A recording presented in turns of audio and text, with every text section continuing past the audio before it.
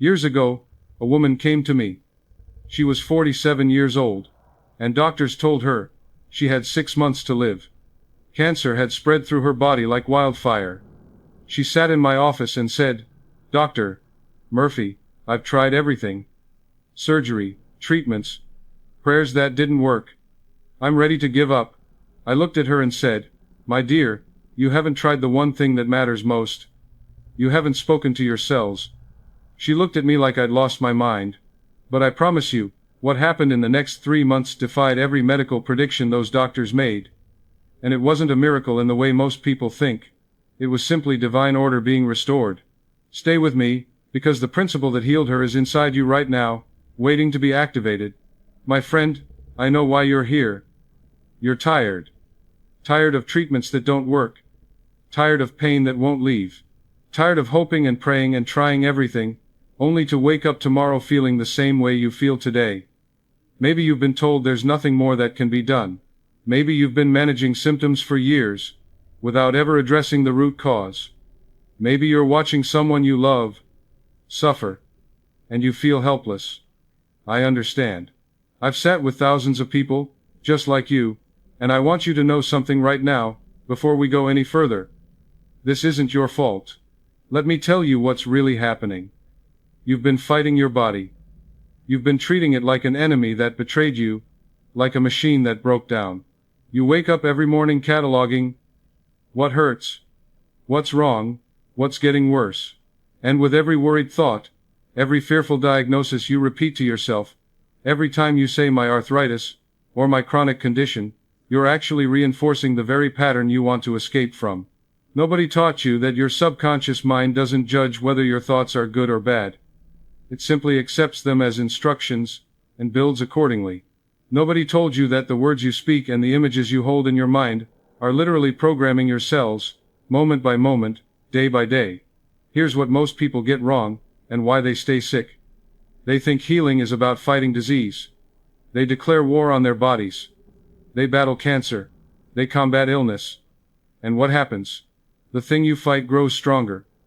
Because you're giving it all your attention, all your emotional energy, all your mental power. But divine order doesn't work through warfare. It works through alignment, through surrender, through trust in the intelligence that's been running your body since before you were born. Today, you're going to learn what I call the secret blueprint, the principle that there is already, right now, a perfect pattern of health woven into your very being. You didn't create it. You can't destroy it. You can only align with it or resist it. And I'm going to show you exactly how to align. We're going to go deeper than techniques and affirmations. We're going to understand the spiritual laws that govern healing, the same laws that govern everything in this universe.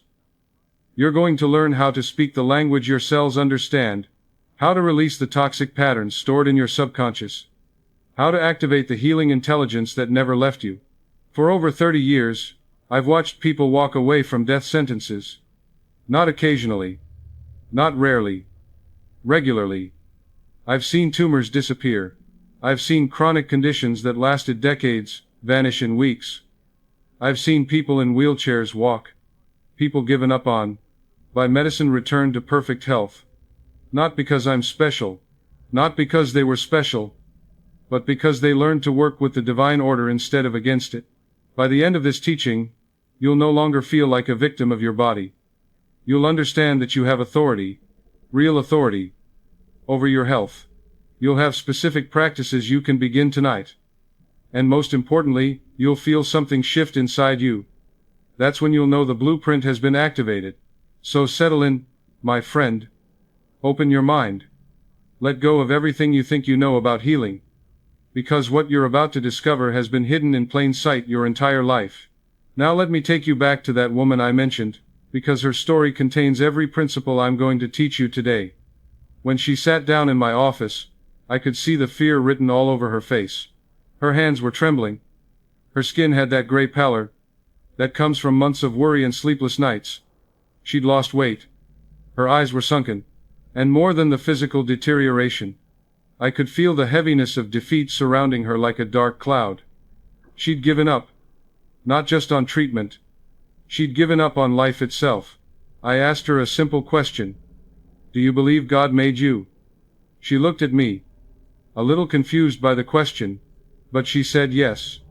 Then I asked her another question. Do you believe God makes mistakes? She paused. A long pause. And then she said no. Very quietly. I leaned forward and said, then why do you believe that the body God gave you is fundamentally flawed? Why do you believe that disease is more powerful than the intelligence that created 37 trillion cells working in perfect harmony? She started to cry. Not sad tears. Something deeper was breaking open inside her. She said, I never thought of it that way. I said, my dear, that's because nobody taught you. They taught you to fear your body. They taught you to see disease as an invader, something outside yourself attacking you. But what if I told you that disease is simply confusion? It's your cells receiving mixed messages, conflicting instructions, and they're doing exactly what you're unconsciously telling them to do. I could see her mind working, trying to understand. So I explained it this way. Right now, this very moment, every thought you think is being translated into chemistry in your body. When you think a fearful thought, your body produces stress hormones. When you think a loving thought, your body produces healing chemistry. Your cells don't know the difference between a real threat and an imagined one. They simply respond to what you're broadcasting.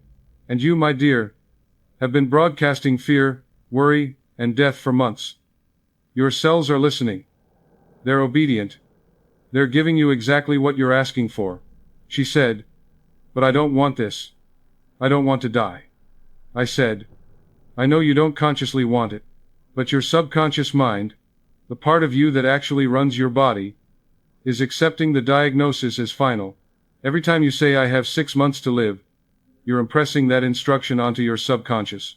Every time you imagine your funeral, every time you say goodbye in your mind, you're programming your cells for death.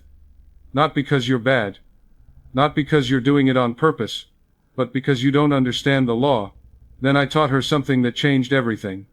I said, tonight, before you go to sleep, I want you to do something. Close your eyes, place both hands on your body, wherever the cancer is, and I want you to speak to those cells. Not with anger, not with fear, with love. Tell them, I love you. I'm sorry I've been sending you fear and death. You are made of divine intelligence. You know how to be well. Return to perfect health now. I command you in the name of the infinite intelligence that created you. Return to divine order. She looked at me skeptically. Dr. Murphy, I've prayed. I've asked God to heal me. It hasn't worked. I said, you've been begging God to do something God has already done. God doesn't heal you. God has already made you whole. Your job is to accept that wholeness, to stop denying it with your fearful thoughts, and to align yourself with the pattern of perfection that already exists within you. I gave her specific instructions. Every morning, before getting out of bed, spend 5 minutes feeling what it's like to be completely healthy. Don't imagine it as a future hope. Feel it as a present reality. See yourself doing the things you'll do when you're well. Feel the energy in your body. Feel the gratitude. Make it so real that your body can't tell the difference between the imagination and reality.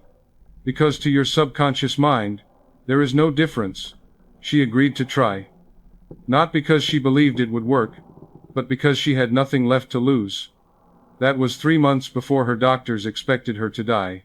In the first week, nothing changed physically.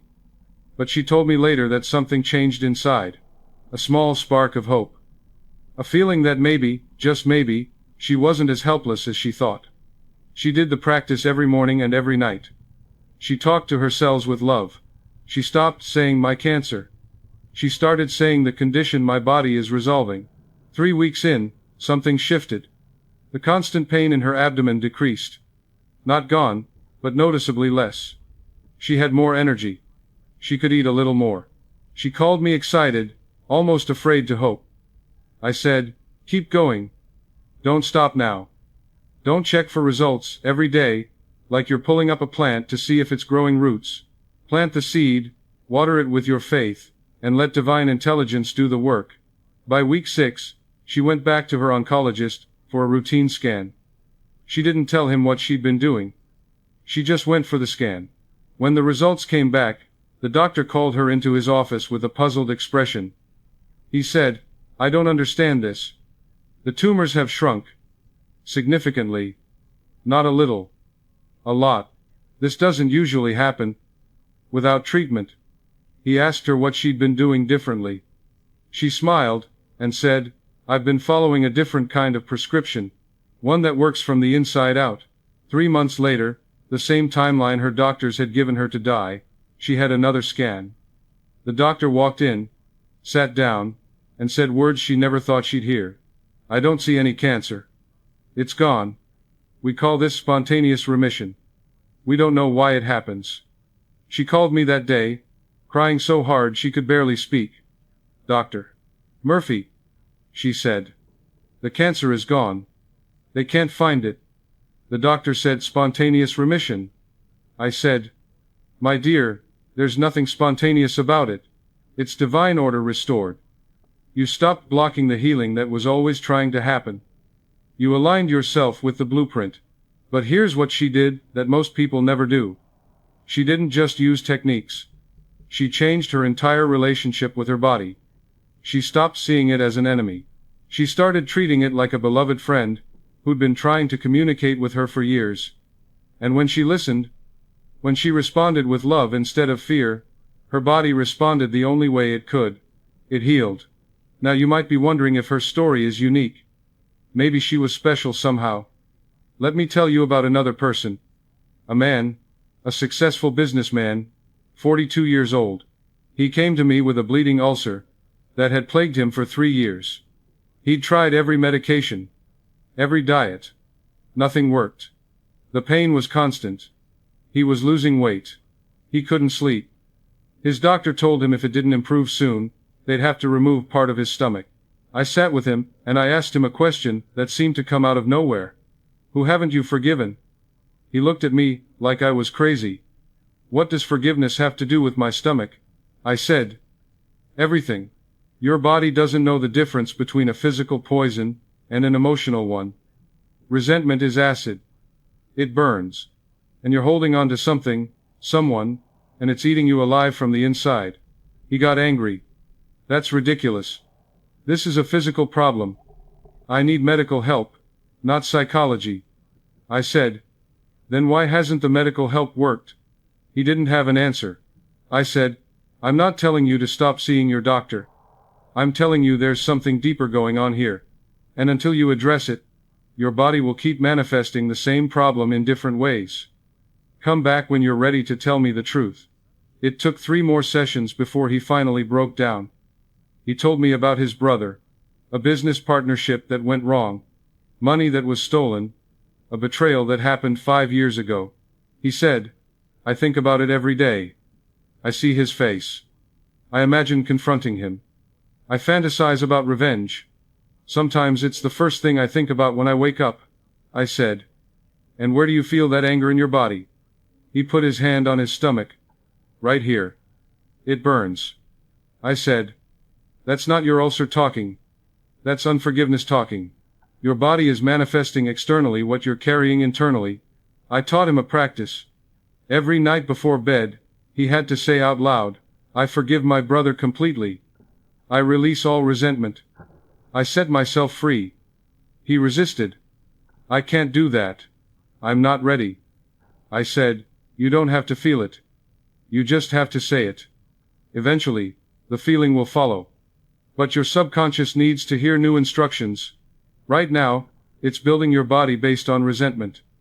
Let's give it something else to build with." He was skeptical, but he agreed. 1 week passed. He called me. "Dr. Murphy, something strange is happening. I'm sleeping better. The pain is less." I said, "Keep going." 2 weeks.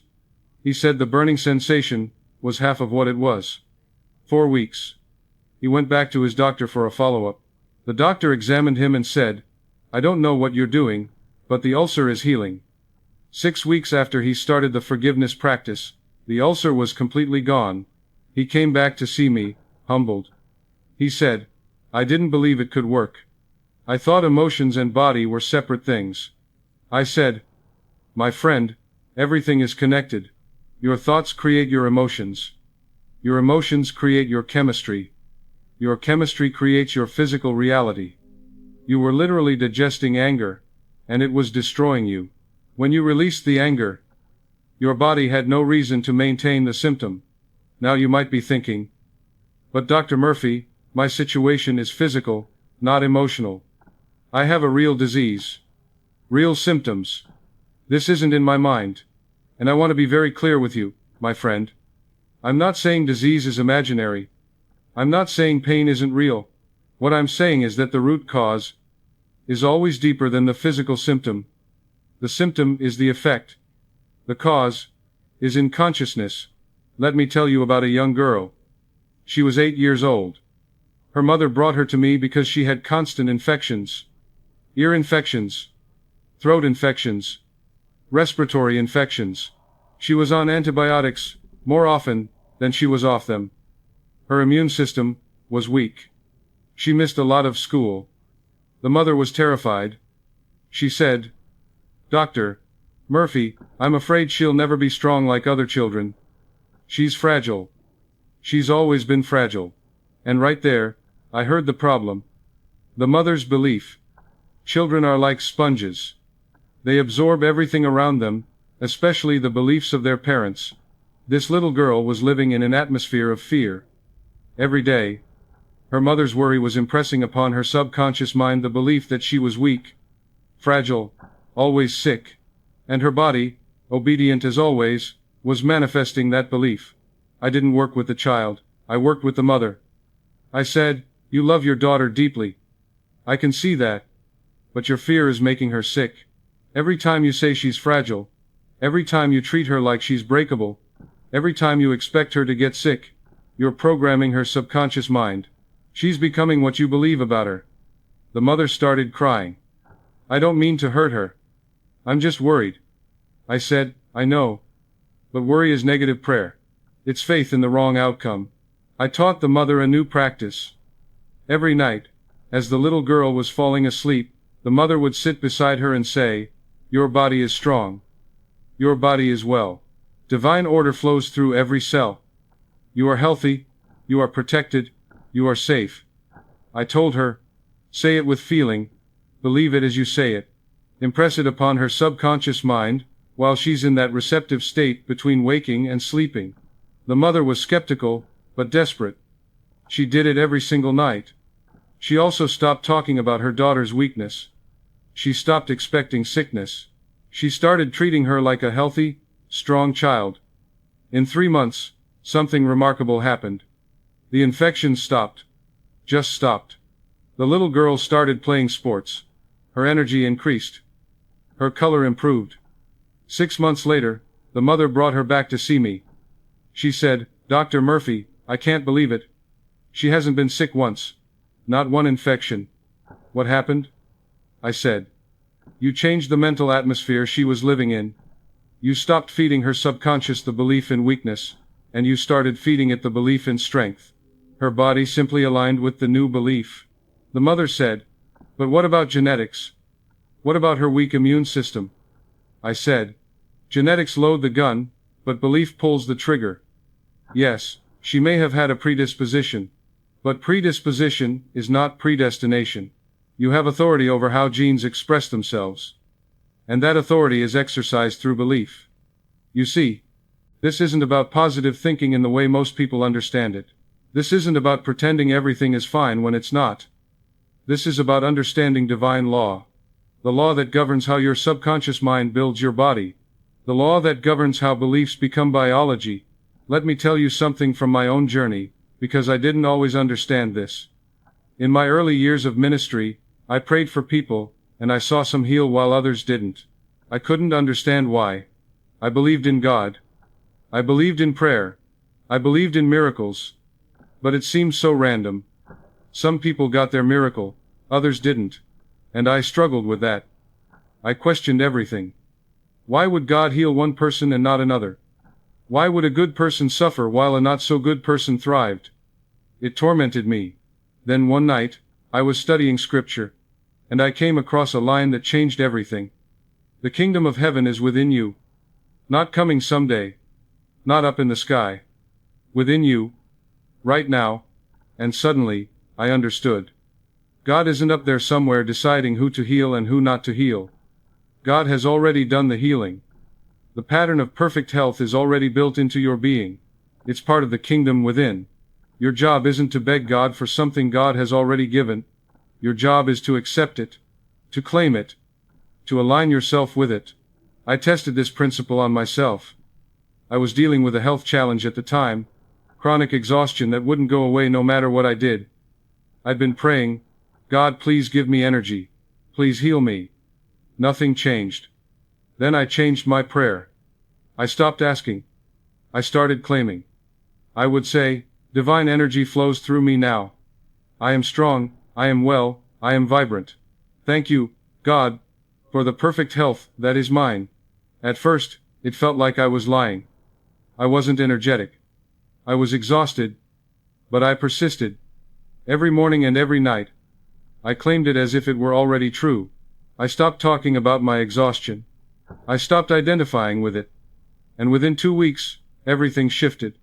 The exhaustion lifted. Energy returned. Not gradually, suddenly. And I realized what had happened. I'd stopped blocking the healing that was always trying to happen. I'd aligned myself with the divine blueprint. From that moment on, everything I taught changed. I stopped begging God on behalf of others. I started teaching them how to accept what God had already provided. And the results were undeniable. Healing after healing after healing. Not because I was special. Not because they were special. But because we were working with law. Divine law. The same law that causes seeds to grow and planets to orbit. Unchanging, reliable, always working. Once I understood this, I had to know why it worked. I had to understand the mechanism. And that's what I want to teach you now, my friend, the law behind the miracles. Because once you understand the law, you can apply it to anything, not just physical healing, any condition, any problem, any challenge. Your subconscious mind is the builder of your body. Most people don't understand this. They think their body just exists, separate from their mind.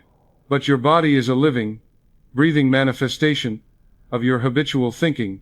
Your subconscious mind is constantly monitoring every thought you think, every word you speak, every image you hold in your imagination, and it accepts without question whatever your conscious mind impresses upon it. Think about it this way. If I gave you a piece of soil and said, plant whatever you want, what would happen? If you planted rose seeds, you'd get roses. If you planted weed seeds, you'd get weeds. The soil doesn't judge.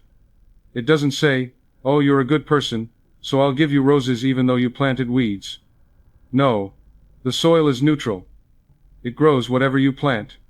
Your subconscious mind is exactly the same. It's the soil. Your thoughts are the seeds. And it will grow disease, or health, with equal effectiveness, depending on what you plant. Every thought you think repeatedly becomes a belief.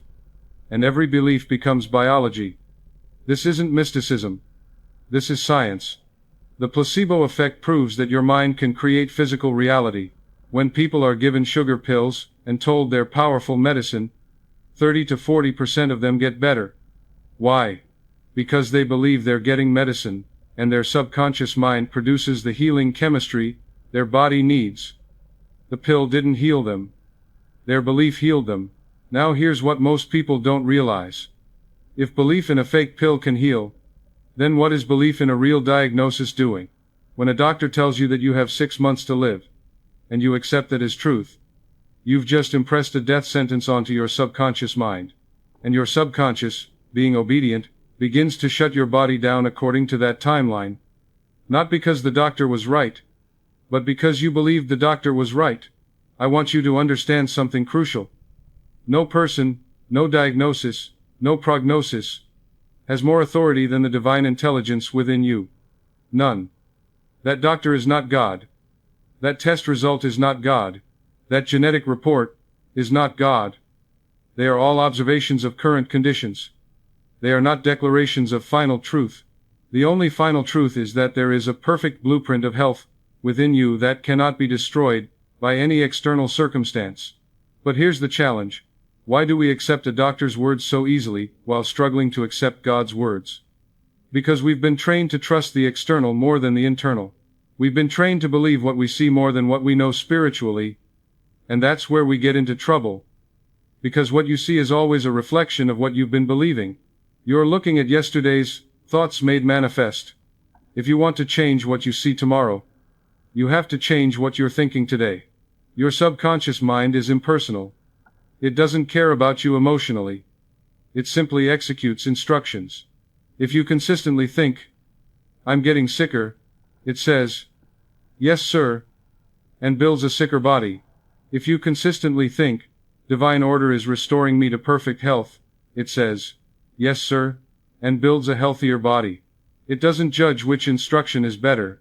It just obeys. This is why saying "I'm sick" is actually a prayer for continued sickness. Every time you identify with disease, every time you claim ownership by saying "my arthritis" or "my diabetes," you're reinforcing the pattern. Let me give you a practical insight that will change how you approach healing. Any thought you hold consistently for 48 hours begins biological implementation. 2 days. That's all it takes for your subconscious to start building according to a new pattern. So if you worry about something for 2 days straight, your body starts preparing for that worst-case scenario. But if you claim you're healing for 2 days straight, your body starts building toward that outcome. The question is, what are you consistently impressing upon your subconscious? Because whatever it is, that's what you're getting. Now let me explain something that will give you tremendous hope. Before your body knew disease, it knew wholeness. Think about when you were conceived. That single cell that became you contained all the information necessary to build an entire human being. 37 trillion cells, all working together in perfect harmony. A heart that beats without you thinking about it. Lungs that breathe automatically. A digestive system that processes food. An immune system that fights off thousands of threats every single day without you ever knowing. This is divine intelligence. This is the blueprint. Encoded in your DNA is not just genetic information, but divine intelligence. There's a difference. And this difference will change how you see yourself. Genetic code is the physical instruction manual, the biological programming passed down through your family line. It contains information about hair color, eye color, predispositions to certain conditions.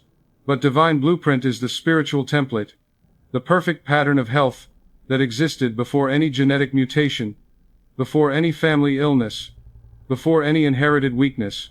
And here's what's remarkable. The divine blueprint is more powerful than genetic code. This is why some people overcome so-called genetic diseases. They access the blueprint beyond genetics. They aligned with the divine pattern, instead of the family pattern. Think of it like this. Michelangelo once said, "I saw the angel in the marble, and carved until I set him free." The angel was always there. It didn't need to be created. It needed to be revealed. The marble wasn't the truth. The angel inside was the truth. Your perfect health is exactly the same.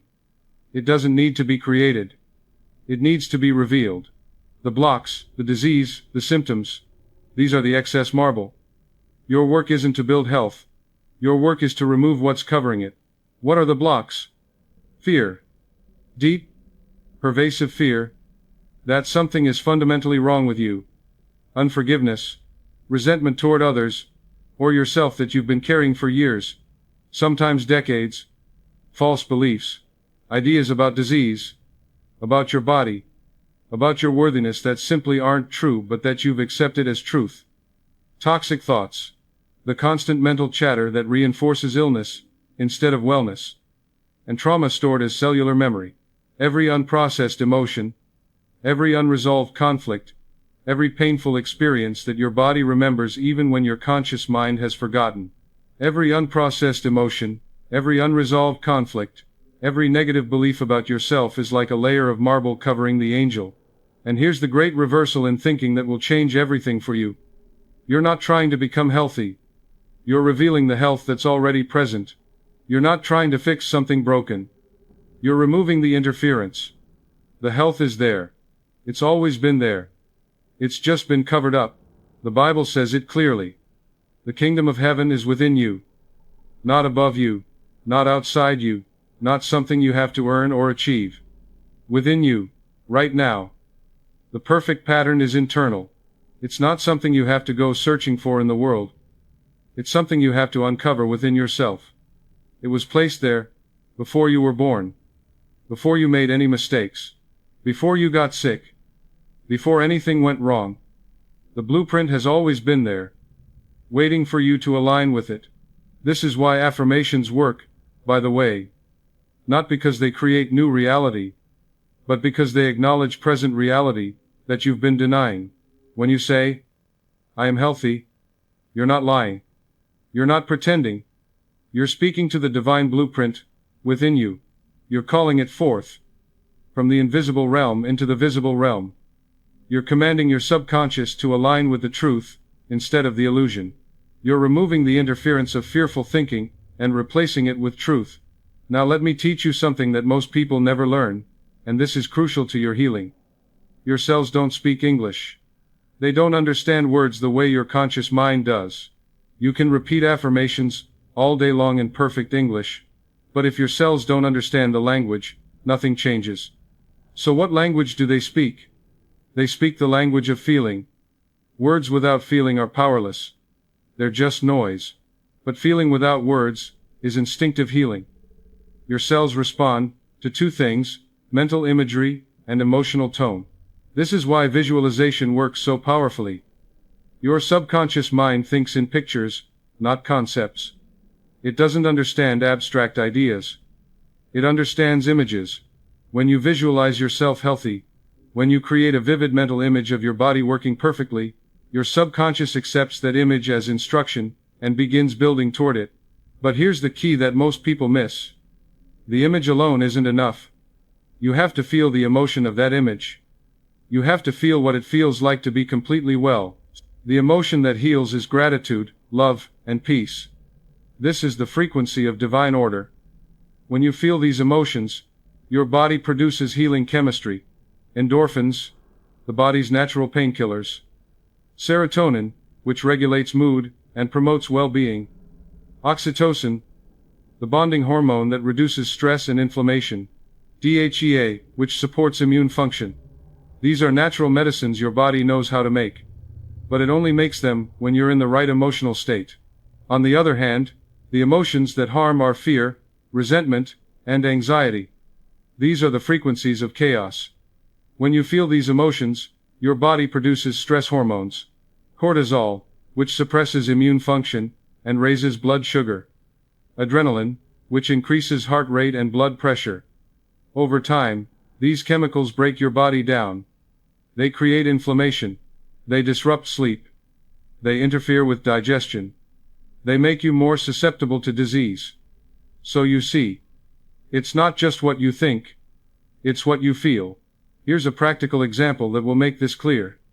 If you say, I am healthy, while feeling afraid that you're not, what message are you sending to your cells?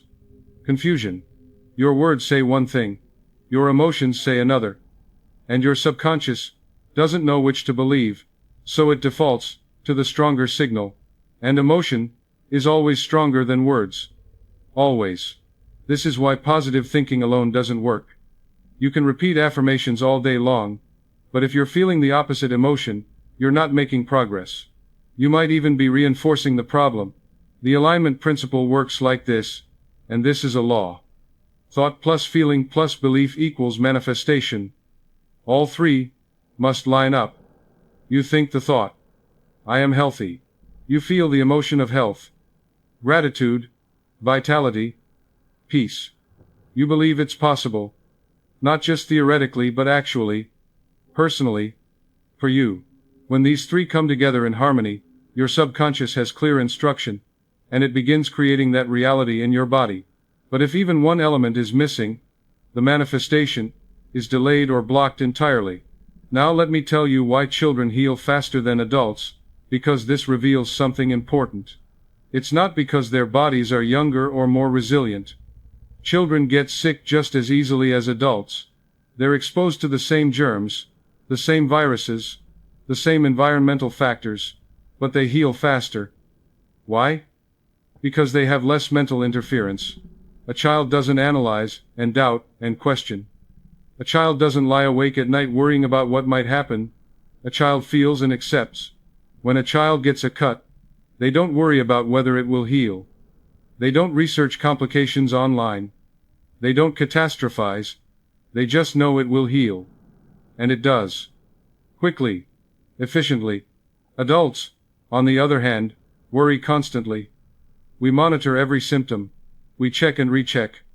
We research worst-case scenarios. We project into the future with fear. We compare ourselves to others who didn't heal.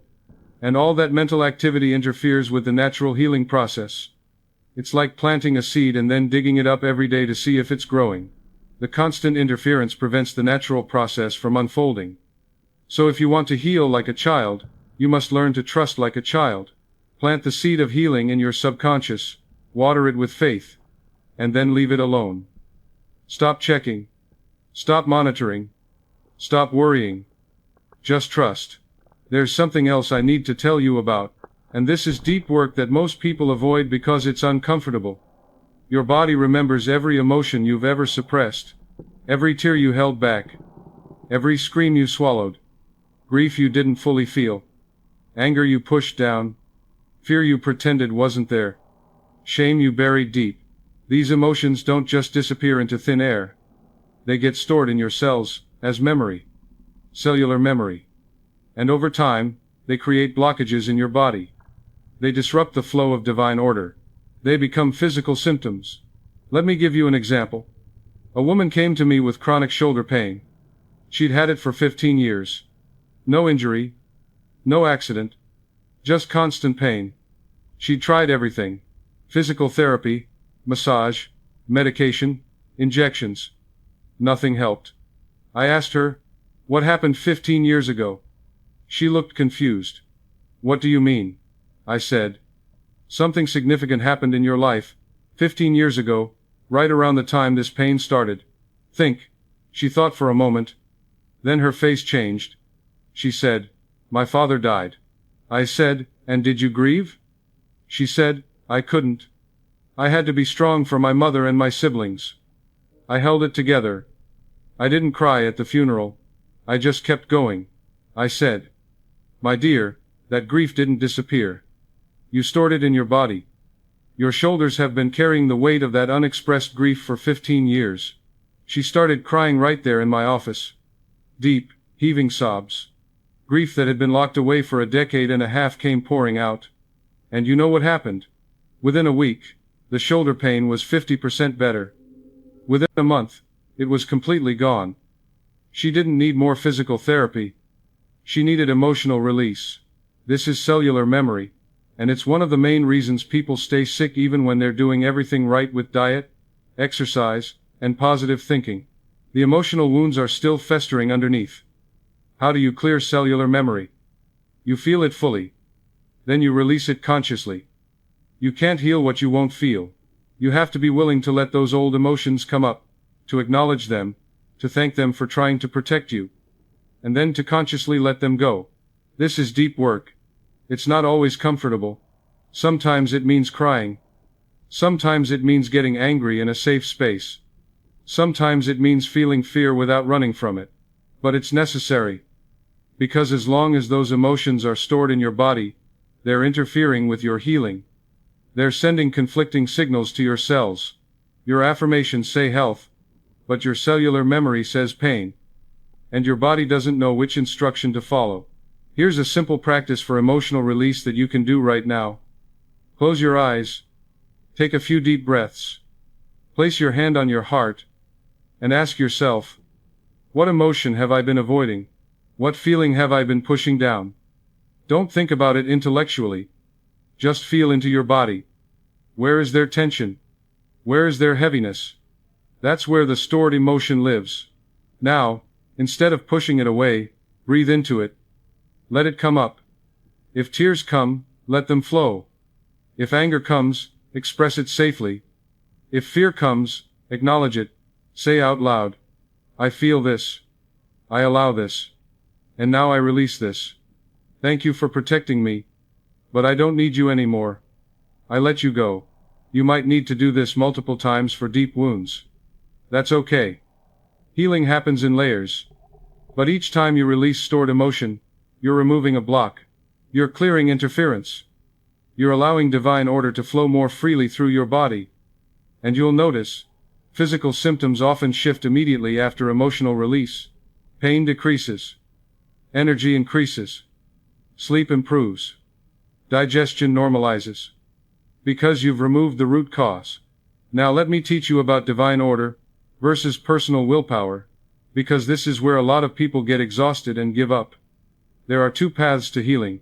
The exhausting path is trying to force healing through willpower. The effortless path is surrendering to divine order. Most people are on the first path. They're straining, pushing, trying so hard to make healing happen. They're researching constantly. They're trying every new technique. They're white-knuckling their way through affirmations. They're forcing themselves to be positive. And they're exhausted. Because willpower is a limited resource. Eventually, it runs out. But divine order doesn't require willpower. It requires surrender. And people misunderstand surrender. They think surrender means giving up, accepting defeat, resigning yourself to illness. That's not surrender. That's resignation. True surrender is giving over. It's releasing your tight grip of control and trusting the intelligence that's been running your body since before you were born. It's the difference between rowing a boat upstream with all your might and letting the current carry you downstream. Both will move you, but one is exhausting and the other is effortless. Here's the paradox that confuses people. The less you force, the more it flows. Why? Because trying implies absence. When you try to heal, you're saying to your subconscious, I'm not healed yet. I have to make this happen. I have to work hard for it. And that belief of absence, that belief of lack, is what your subconscious accepts as truth. It says, oh, healing isn't here yet. Okay, I'll keep building based on illness. But when you surrender, when you simply accept that healing is already present, and you're just allowing it to express, your subconscious relaxes. The interference stops, the resistance melts, and divine order flows naturally. Think about how nature heals. When you cut your finger, do you have to try to heal it? Do you have to concentrate really hard and force the skin cells to knit back together? Do you have to will your blood to clot? No. You just leave it alone, keep it clean, and the intelligence within your body does all the work automatically. You don't even think about it. And within days, the cut is healed. Perfectly. The same intelligence that heals that cut can heal anything if you don't interfere. And your interference is worry, doubt, checking symptoms obsessively, monitoring every little change with fear, trying to control the process instead of trusting it. The Bible says it so beautifully. Be still and know that I am God. Be still. Stop the mental chatter. Stop the anxious monitoring. Stop the fearful projecting into the future. Stop the obsessive Googling of symptoms. Just be still. And in that stillness, in that quiet trust, divine order flows. This is the being state versus the doing state. You don't have to do healing. Healing is not an action. Healing is an acceptance. You have to be healed. You have to live from the state of wholeness, not toward it. There's a massive difference. Let me give you an example from Scripture that explains this perfectly. Jesus said, whatever you ask in prayer, believe you have received it, and it will be yours. Most people miss the most important word in that sentence. Notice the tense. Have received. Not will receive someday. Not might receive if you're good enough. Have received. Present perfect tense. Already done. Already accomplished. This is the practice of assumption. You assume the wish fulfilled. You live as if it's already done. Not someday in the future. Right now. This is the secret that changes everything. When you pray, when you affirm, when you visualize, you're not trying to create something new. You're accepting something that already exists in the invisible realm and calling it forth into the visible realm. The healing is already done spiritually. Your job is to embody it mentally and emotionally so completely that your physical body has no choice but to conform. You're not becoming well. You're recognizing that you already are well, and you're removing everything in your consciousness that denies that truth. Now I want to talk about the blocks to healing, in detail, because understanding these will help you remove them systematically. The most common block, the one I see over and over again in my work, is unforgiveness. I've seen this in hundreds of cases. People holding grudges, sometimes for decades, and their bodies are literally being poisoned by the resentment. Science backs this up. Research shows a direct correlation between chronic resentment and chronic illness. Holding on to anger raises blood pressure, disrupts heart rhythm, weakens immune function, increases inflammation throughout the body. Unforgiveness is like drinking poison every day and expecting the other person to die. But the other person isn't drinking the poison. You are. Every time you replay that betrayal in your mind, every time you imagine confronting them, every time you rehearse what you should have said, every time you fantasize about them, finally understanding how much they hurt you, you're flooding your body with stress hormones. You're creating an acidic internal environment where disease thrives. You're literally making yourself sick. When you hold a grudge, you're not hurting the other person. Most of the time, they don't even know you're angry. They've moved on with their life while you're sitting in prison, replaying the same painful scenes over and over. Forgiveness isn't about the other person. It has nothing to do with whether they deserve it, whether they apologized, whether they changed. Forgiveness is about you. It's about setting yourself free from the prison of bitterness. It's about choosing your health over your hurt. The second block is unworthiness. Deep down, many people don't believe they deserve to be well. Maybe they feel guilty about something they did in the past, something they can't forgive themselves for. Maybe they were taught that suffering is noble, that God loves people who suffer, that pain makes you holy. Maybe they learned that illness gets them attention they can't get any other way. Maybe they believe, on some level, that God is punishing them. These are false beliefs, lies from childhood, misinterpretations of scripture, but they're powerful. If you subconsciously believe you don't deserve health, your body will manifest that belief. You'll self-sabotage every healing attempt, without even realizing it. Here's something most people don't want to admit, but it's true and we need to face it honestly. Sometimes there are secondary gains from illness. What does that mean? It means that being sick provides something that being well doesn't. Attention from family members, who otherwise ignore you. Sympathy from others. An excuse to avoid difficult responsibilities or uncomfortable situations. A sense of identity, because you've been sick so long you don't know who you'd be if you were well. Financial support through disability, that you're afraid to lose. A reason to say no without feeling guilty. I'm not saying anyone consciously wants to be sick. Nobody wakes up and thinks, I love being in pain. But subconsciously, if there's a payoff for staying sick, if illness is meeting a need that you don't know how to meet any other way, the subconscious will keep you sick. You have to be brutally honest with yourself. What would you have to face if you got well? What would you have to give up? What difficult conversations would you have to have? What responsibilities would you have to take on? Who would you have to become? These are hard questions, but answering them honestly is part of removing the blocks. The third block is identification with disease. This is huge, and most people don't realize they're doing it. When you say, I am diabetic, you're not describing a temporary condition. You're declaring an identity. You're saying, this is who I am. And identity is the strongest force in human psychology. You will always act in alignment with who you believe you are. It's a psychological law. If you believe you are a sick person, your behavior, your thoughts, your habits will all align with that identity, and your body will maintain the illness to match your identity. But if you change how you speak about it, if you say, I'm experiencing elevated blood sugar that my body is learning to regulate, you've just changed everything. You're not the disease. You're not the condition. You're a person going through a temporary experience. That small shift in language creates a massive shift in subconscious programming. You're no longer identified with the illness. You're identified as a whole person dealing with a challenge. Language creates identity. Identity creates biology. This is why I'm so careful about teaching people how to speak. Never claim ownership of disease. It's not my cancer. It's not my arthritis. It's not my depression. Don't make it part of your identity. Don't introduce yourself that way. Hi, I'm John, and I have cancer. No. You're John. You're a divine being. You're experiencing a condition that your body is working through. That's completely different. The fourth block is time orientation. Living mentally, in the wrong time zone. Your cells live in the present moment. They can only build health now. They have no past. They have no future. They only have now. But most people are never present.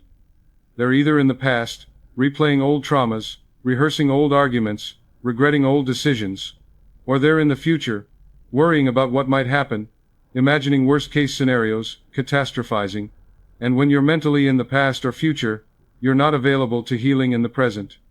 And the present is the only place healing can occur. Think about it.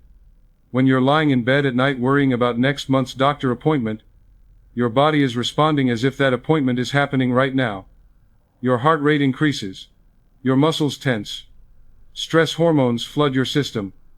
You're creating the physical effects of a future event that hasn't happened and might not happen the way you're imagining. Meanwhile, your body could be healing, but it can't, because you're broadcasting emergency signals. Or you're replaying something that happened last year, feeling the anger or hurt, as if it's happening now. And your body can't tell the difference between a memory and a present experience. So it responds to the memory, as if the threat is current. This keeps you in a constant state of stress, and stress is the enemy of healing. You must learn to bring your mind back to the present moment. Right now, in this moment.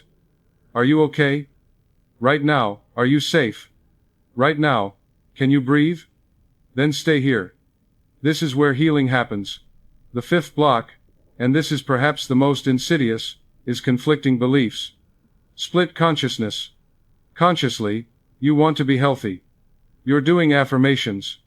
You're visualizing. You're praying. But subconsciously, you believe you can't be healthy. You believe it's impossible. You believe you're the exception. And these two opposing beliefs create what I call subconscious static. Your conscious and subconscious are broadcasting different signals, like two radio stations playing at the same time, and your body doesn't know which to follow. So it defaults to the stronger signal, which is usually the subconscious belief, because it's older, deeper, more emotionally charged. How do you identify conflicting beliefs? Listen to what you say after the word, but. Your real belief always comes after but. I want to be healthy. But it runs in my family. I believe I can heal. But the doctors said it's incurable. I'm doing everything right, but nothing's working.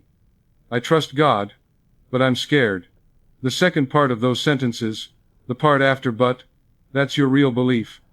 That's what your subconscious is following, and until you change that deeper belief, your conscious efforts won't produce results. So how do you remove these blocks? How do you clear the interference? It's a process, and it requires honesty, courage, and consistency. First, acknowledgement. You can't change what you won't acknowledge. You have to look honestly at your beliefs without judgment. Where are you holding resentment? Be specific. Who hurt you? What happened? Where do you feel unworthy? Why do you believe you don't deserve health? How are you identifying with disease? What language are you using? What are you afraid of? What secondary gains might illness be providing? Just acknowledge it all.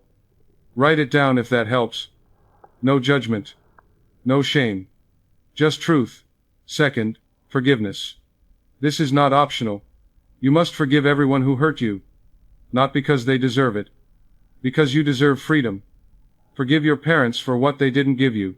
Forgive your spouse for failing you. Forgive your friend for betraying you. Forgive your employer for firing you. Forgive the drunk driver who hit you. Forgive the doctor who misdiagnosed you. Forgive God for allowing pain. Forgive yourself for every mistake, every failure, every way you've harmed yourself or others. Just release it all. You don't have to feel forgiveness immediately. Forgiveness is a decision before it's a feeling. Make the decision. Speak it out loud. I forgive this person completely. I release all resentment. I set myself free. Say it every day, until you mean it. Eventually, the feeling will follow. But start with the decision. Your subconscious needs to hear new instructions. Right now, it's building your body based on resentment.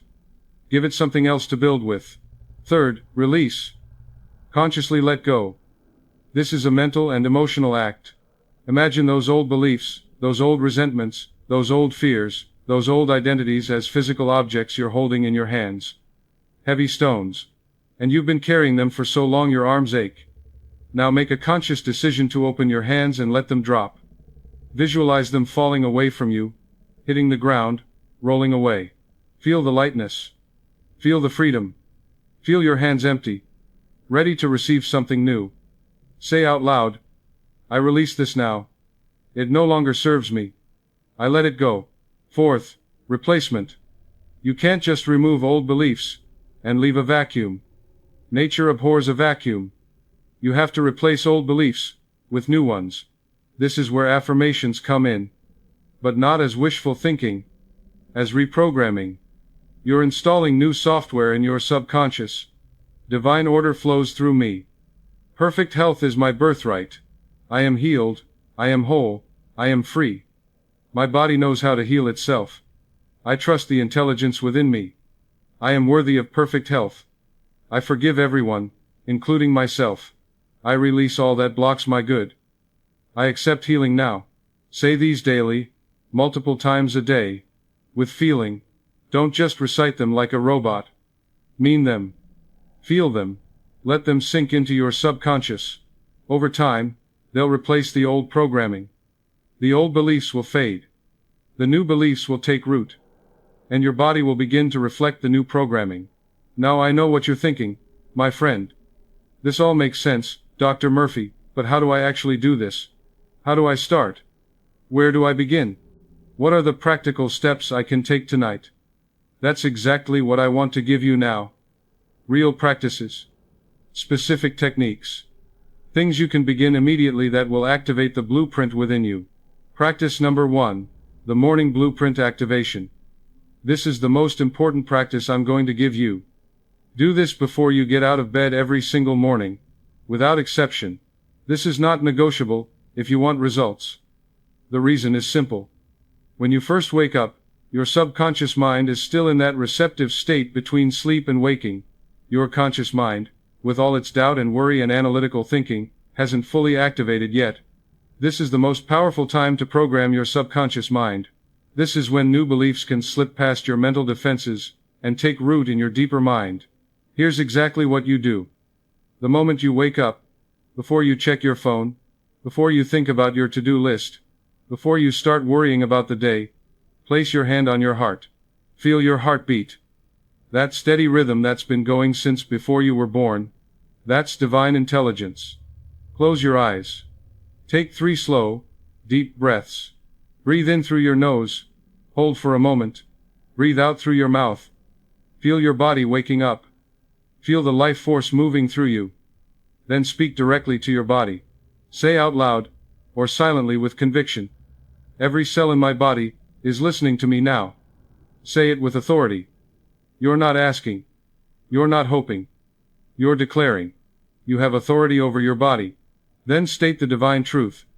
Say, divine order flows through every cell. Perfect health is my birthright. I accept it now. Pause and feel those words. Don't just recite them mechanically. Mean them. Believe them. Then add specifics if you need to. My heart beats in perfect rhythm. My lungs breathe deeply and easily. My immune system is strong and vigilant. My organs function perfectly. My blood flows clean and pure. Whatever your body needs, speak it. Then visualize. This is crucial. See golden light, healing light, divine light entering through the top of your head. See it flowing down like warm honey through your entire body. See it moving through your brain, clearing away fog and confusion. Through your throat, opening communication. Through your heart, filling you with love and peace. Through your lungs, expanding your breath. Through your stomach, your liver, your kidneys, all your organs. Through your spine, your bones, your muscles. Through your blood, carrying healing to every cell. As you visualize this light, hold the feeling of gratitude. Not gratitude for something you're hoping will happen. Gratitude for something that's already happening. Thank you. Thank you. Thank you. Say it silently as the light flows. Feel genuine appreciation for your body, for the healing that's taking place right now, for the divine intelligence that never sleeps. Do this for 3 to 5 minutes minimum. Longer if you can. Don't rush it. Quality matters infinitely more than speed. What you're doing in these few precious minutes is setting the tone for your entire day. You're programming your subconscious before your conscious mind can interfere with doubt and fear. You're giving your cells their marching orders. You're aligning yourself with the blueprint. This practice alone, if done consistently, will produce results. I've seen it transform lives. People who do this every morning report feeling more peaceful, more energetic, experiencing less pain, healing faster. It works. But you must be consistent. Every single morning. Some people tell me they don't feel anything when they do this. They say, Dr. Murphy, I'm visualizing the light but I don't feel any different. That's okay, keep doing it anyway. The feeling will come. At first, you're building the habit. You're establishing the neural pathways. You're training your mind. But eventually, you will start to feel something shift. Maybe a sense of peace that wasn't there before. Maybe a tingling sensation in your body. Maybe warmth. Maybe emotion. Tears that come from somewhere deep. These are signs that the practice is working. That something is shifting in your consciousness.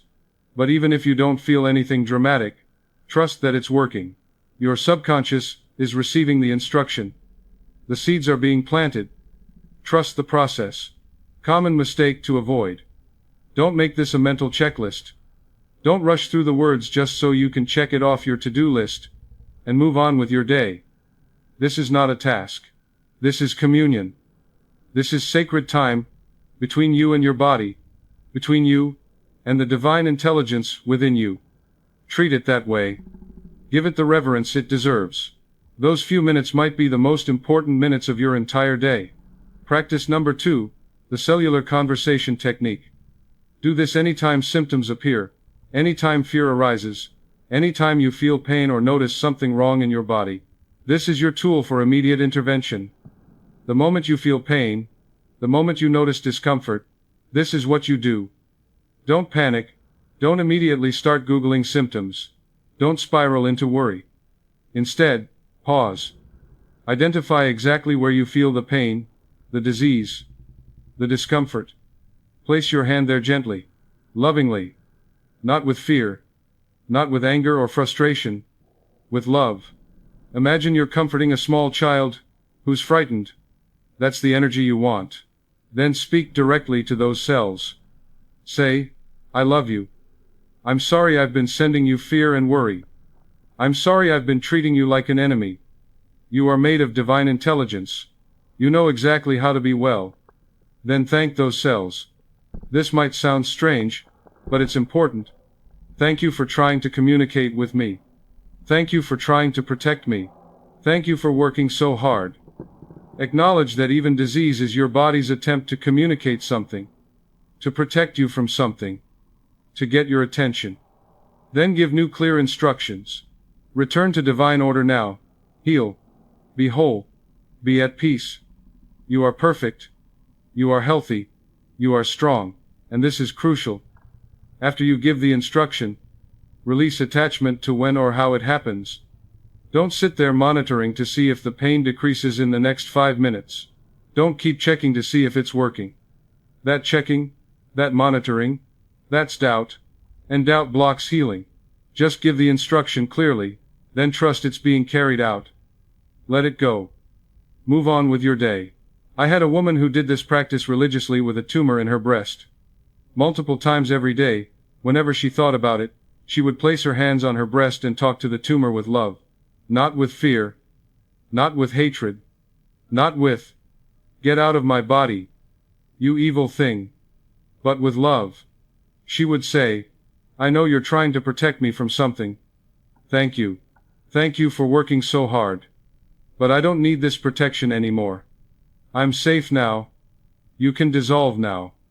Return to divine order. She did this faithfully for 3 months. The tumor shrank steadily, measurably, and eventually disappeared completely. Her doctors were stunned. They called it a miracle. She called it cellular conversation. Why does this work? Because you're fundamentally changing your relationship with your body from warfare to partnership. You're no longer fighting disease. You're no longer treating your body like an enemy that betrayed you. You're recognizing that even disease is your body's intelligent response to something, an attempt to communicate, an attempt to protect.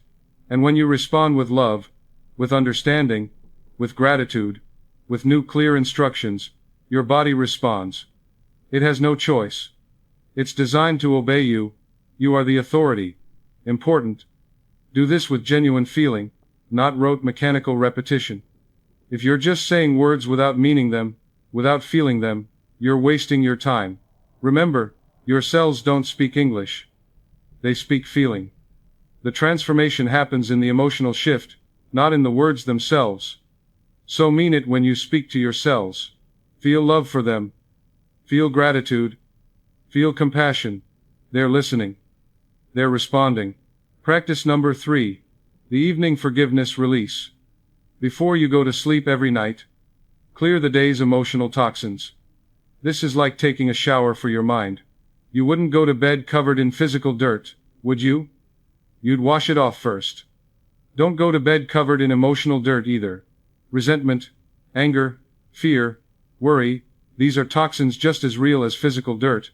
And if you go to sleep carrying them, your subconscious spends the entire night processing them, reinforcing them, building your body based on them. Here's the practice. Sitting on the edge of your bed, or lying down, review your day mentally. Just scan through it like you're watching a movie. Who upset you today? What frustrated you? Where did you feel hurt, or angry, or afraid, or disappointed? Don't judge yourself for having these feelings. You're human. Feelings arise. That's natural. Just notice them, without judgment. Then, one by one, release each person or situation. Say out loud, I forgive this person completely. I release all resentment. I set myself free. Name them if you can. I forgive my boss for criticizing me. I forgive the driver who cut me off in traffic. I forgive my spouse for that comment at dinner. I forgive my body for hurting today. And here's the most important part that most people skip. Forgive yourself. This is not optional. Say, I forgive myself for holding on to this anger. I forgive myself for worrying all day. I forgive myself for eating that junk food. I forgive myself for missing my exercise. I forgive myself for doubting. I forgive myself for any harm I've caused my body with my thoughts today. Release yourself from guilt and shame. They serve no purpose except to make you sick. Then, after you've released everything, fill that emptied space with appreciation. Don't leave a vacuum. Name 3 things your body did well today. My heart beat perfectly all day, without me thinking about it. My lungs breathed automatically. My body digested my food and extracted nutrients. My immune system fought off threats I never even knew about. My eyes let me see the sunset. My ears let me hear music. Find things to appreciate. This shifts your focus from what's wrong to what's right, from lack to abundance, from illness to wellness. End with this statement. Say it clearly, and with conviction. I sleep in peace. My body restores itself in divine order while I rest. All healing happens while I sleep. I wake tomorrow renewed, refreshed, restored. Then let yourself drift off to sleep, holding that peaceful feeling. Why do this before sleep? Because your subconscious mind processes all night long. It never sleeps. It's always working, always building, always creating. If you go to sleep full of resentment and worry, your subconscious spends 8 hours reinforcing those patterns, building your body based on stress and fear. But if you go to sleep in peace and gratitude, in forgiveness and release, your subconscious spends 8 hours building health. Clean mental slate equals better healing. It's that simple. Many people report to me that their pain decreases significantly by morning when they start doing this practice consistently. They wake up feeling more rested. They have more energy. Chronic symptoms, that have been there for years begin to fade. Why? Because they've stopped poisoning themselves with unforgiveness every night. They've cleared the channel for divine order to flow. Once a week, do a deeper version of this practice. Set aside 30 minutes, identify one old wound. One person you've been holding on to for years, maybe even decades. One situation you replay over and over. One injustice you can't seem to let go of. And consciously, deliberately, with full intention, release it. This isn't easy. It will probably bring up strong emotion. That's good. Let it come. Cry if you need to. Scream into a pillow if that helps. Feel it fully. Don't suppress it. But then, after you've felt it completely, release it completely. Say, I forgive this person. I forgive this situation. I release all resentment. I set myself free. I choose my health over my hurt. I choose peace over being right. I let this go now. Completely. Forever.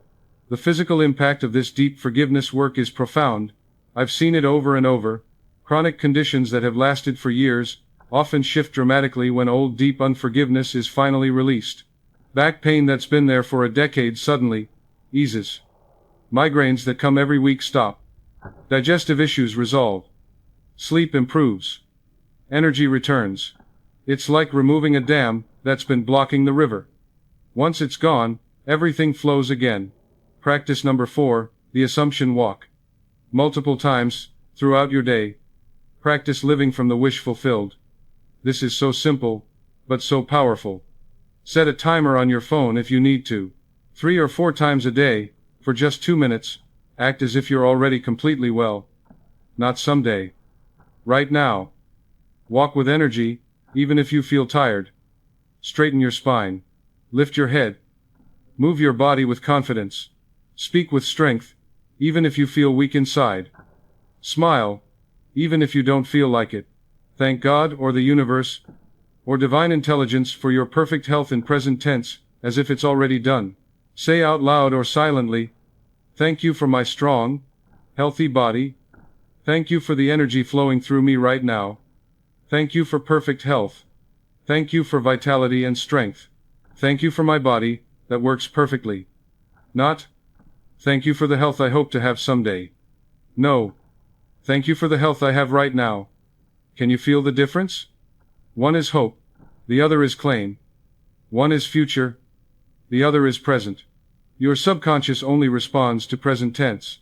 As you walk, see yourself doing activities you'll do when fully healed. If you're bedridden, see yourself walking in nature. If you're in chronic pain, see yourself moving freely, dancing even. If you're weak, see yourself strong, lifting things, playing sports. Don't see these as distant future possibilities.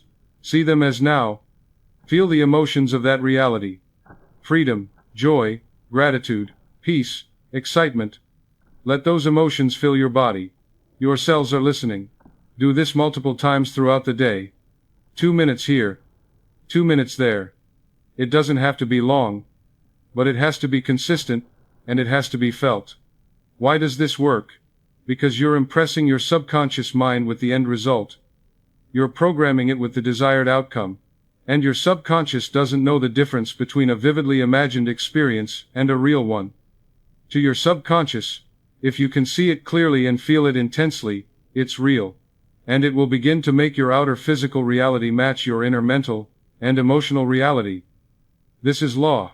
This is not denial. I want to be very clear about that. You're not pretending you don't feel pain, when you do. You're not ignoring current symptoms. You're not lying to yourself. You're simply refusing to live there mentally and emotionally. You're refusing to make current conditions your permanent residence. Yes, I feel pain now, and I know divine order is restoring me. Both can be true simultaneously. You acknowledge where you are physically, but you don't invest all your emotional energy there.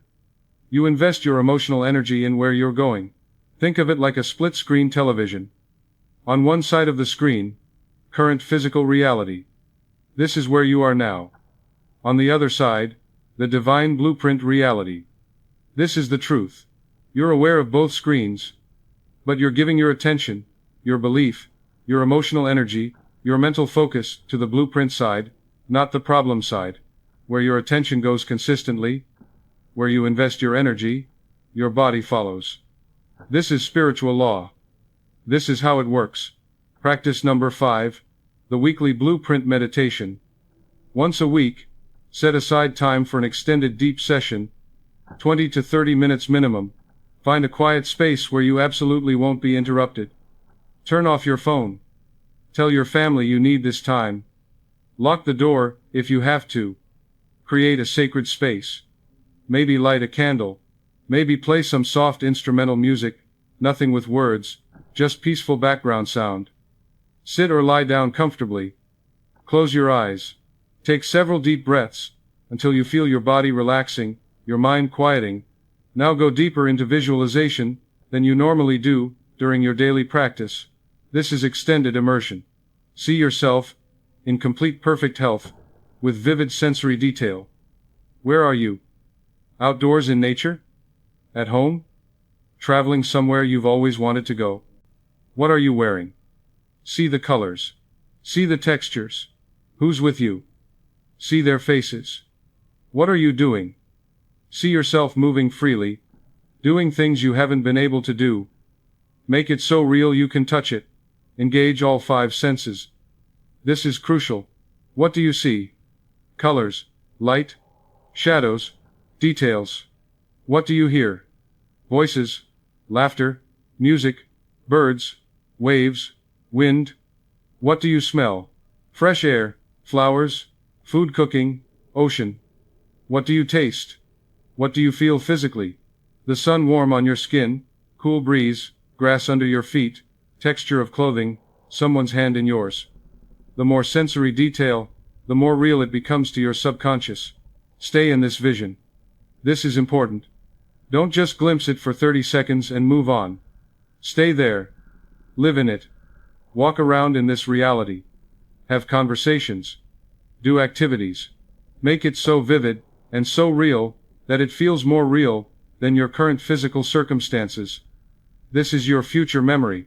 You're remembering what hasn't happened yet in linear time but already exists in spiritual reality.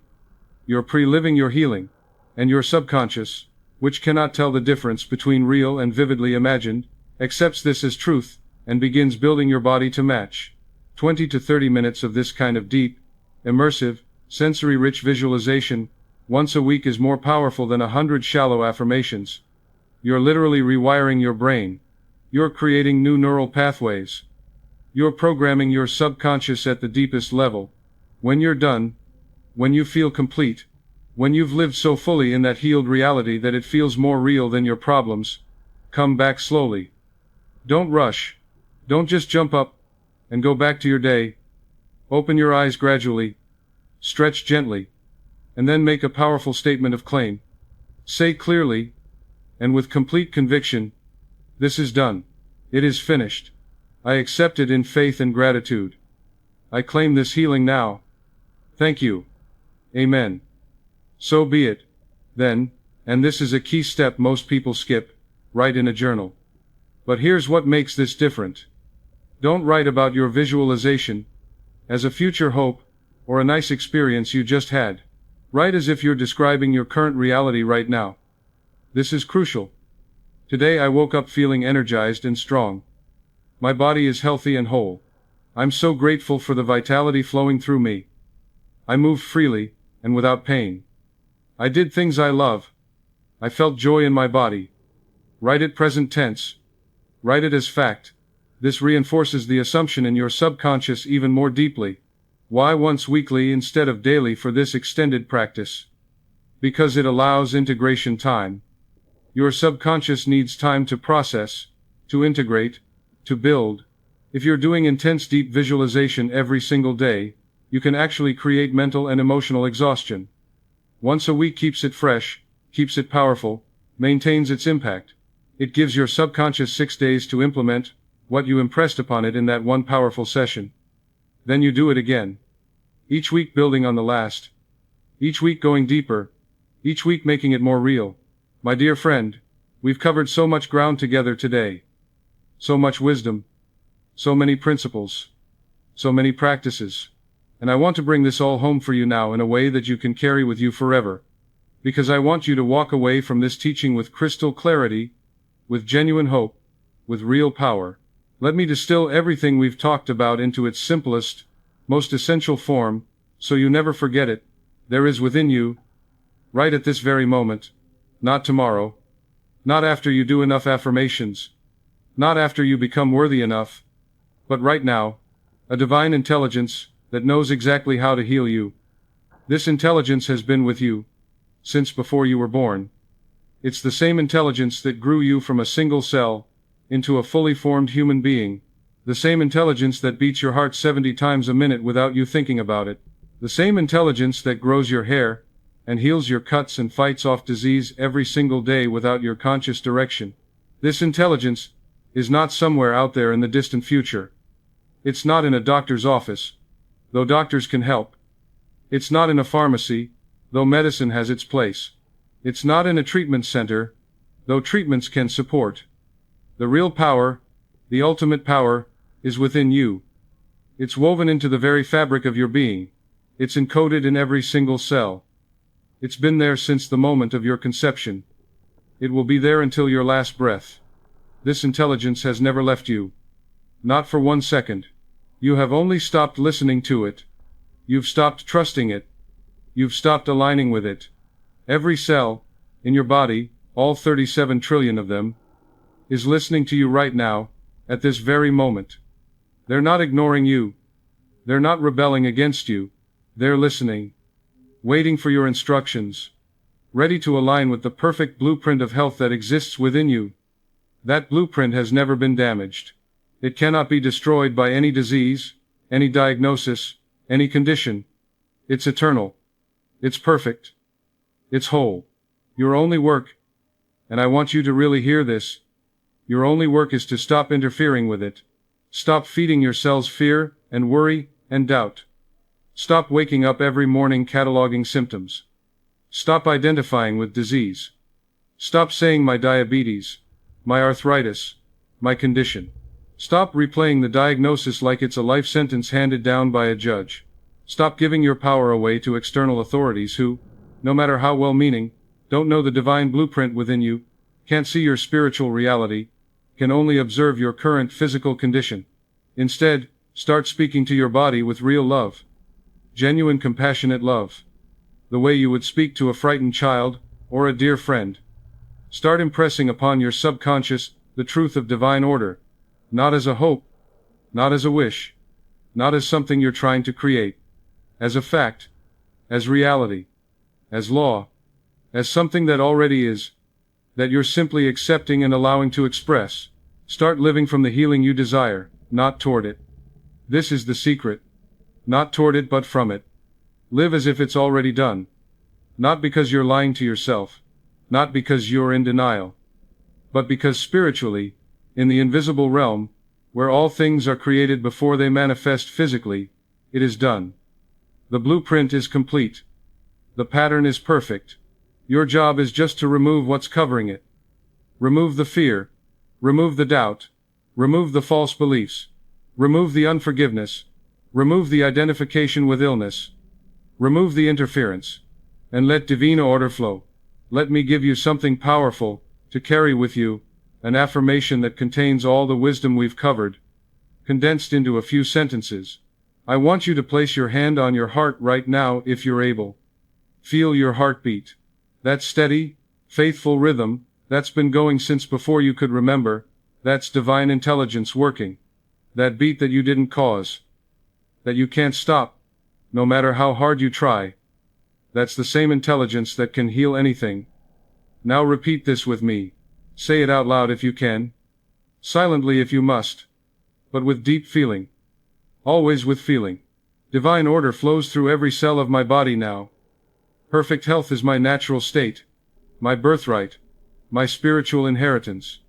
I release all that blocks this truth. I forgive everyone, including myself. I forgive my body for every symptom. I release all fear, all doubt, all false beliefs. I accept wholeness with deep gratitude. I am healed. I am whole. I am free. And so it is. Amen. Say it again. and again. Say it until you feel something shift inside. A softening. A release. A knowing. Say it until you believe it. Say it until it becomes more real than your symptoms, more true than your diagnosis, more powerful than your fear. This isn't magic. This isn't wishful thinking. This isn't positive psychology. This is law. Spiritual law. The same law that grows trees from tiny seeds, without anyone understanding exactly how. The same law that orbits planets in perfect mathematical precision. The same law that beats your heart and breathes your lungs and heals your wounds without your conscious thought. You don't have to understand exactly how it works.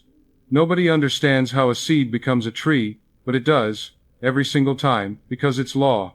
You don't have to figure out the mechanism, you don't have to understand the biology, you just have to stop resisting, stop fighting, stop interfering, trust it, cooperate with it, align with it, and watch what happens.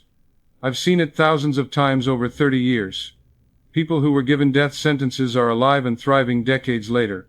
People who were told nothing more could be done found complete healing. People who spent years in chronic pain are now pain-free. People who were wheelchair-bound are walking. People whose organs were failing have organs functioning perfectly. Not occasionally. Not rarely. Regularly. Not because they were special. Not because I was special. But because they learned to work with the divine order instead of against it. Now, my friend, if this teaching has resonated with you, if something has shifted inside you even a little bit, if you felt a spark of hope or understanding or recognition of truth, I want you to do 3 specific things for me. These aren't just formalities. These matter. First, subscribe to this channel, so you don't miss the other teachings I'm sharing. This is just the beginning.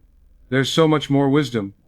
So many more principles, so many more techniques, so many more stories that can help you on your healing journey. I'm going to continue teaching these principles because they work, because they change lives, because people need to hear this truth. Subscribe, so we can continue this journey together. Second, click that like button.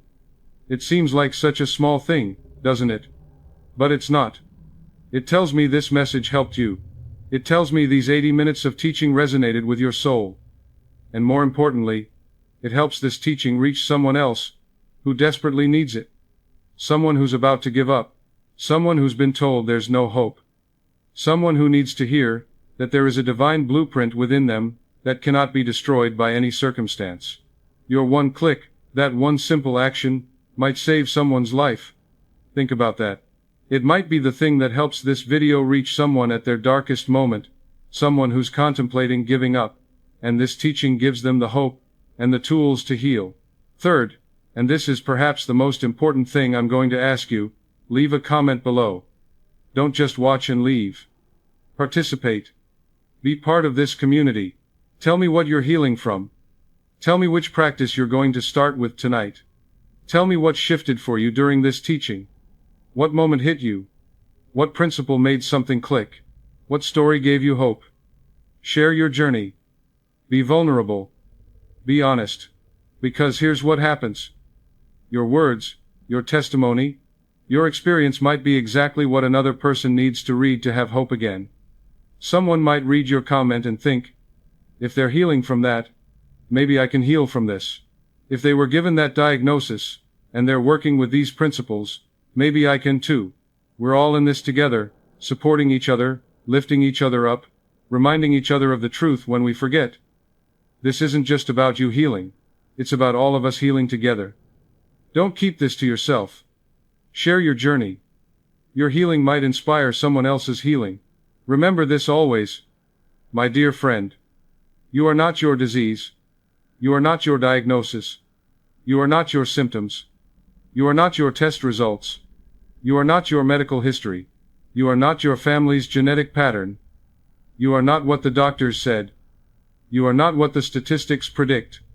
You are a divine being having a temporary human experience. You are an eternal spiritual being, living in a physical body for a brief time, and the power that created you, the infinite intelligence that formed you from nothing, that grew you in the womb, that has sustained you every moment of your life, is the same power that can restore you to perfect health. It's already within you right now. It's already working. Even as I speak these words, even as you listen, divine order is flowing through you. Your job is simply to get out of the way. Remove the blocks. Release the fear. Let go of the doubt. Trust the blueprint. It's never failed yet. And it won't start with you. Every single body that has ever healed, from the beginning of time until now, did so because divine order was allowed to express. The same power healed them. That's in you right now. You're no different. You're not the exception. You're not the one person this won't work for. The same intelligence is in you. The same power is available to you right now. The same law is working for you at this very moment. Not tomorrow. Not after you figure it all out. Not after you do everything perfectly. Now. This moment. Not after you become more spiritual. Not after you pray enough. Not after you suffer enough. Now. I'm going to leave you with this final thought, and I want you to let it sink deep into your consciousness. Healing is not something you achieve. It's something you allow.